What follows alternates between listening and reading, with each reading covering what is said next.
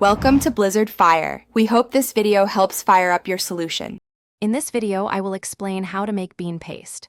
First, select your preferred beans, like adzuki or mung beans, ensuring they are fresh and high quality. Next, you'll need to prepare them for soaking, which is a crucial step for even cooking. We'll then move on to the initial cooking process, making sure they're perfectly tender before mashing. This foundational work sets the stage for a delicious, smooth paste. Begin by thoroughly rinsing your chosen beans under cold water. Then, place them in a large bowl and cover them with plenty of fresh water, allowing them to soak for at least 8 hours or, ideally, overnight.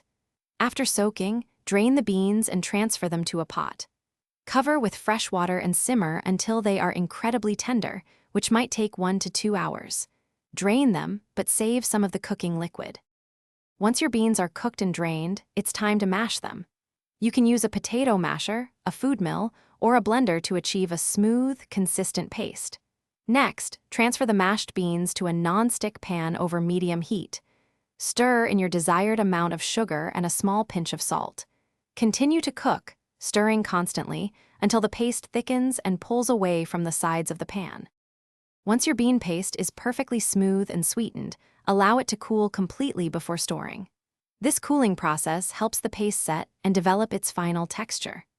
Transfer the cooled paste into an airtight container, and it will keep well in the refrigerator for up to 1 week, or you can freeze it for longer storage.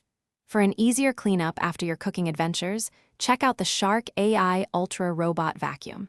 You can find a link to that, along with other great deals, in the description below. Enjoy your homemade bean paste. Thanks for watching. If you found this helpful, don't forget to like and subscribe.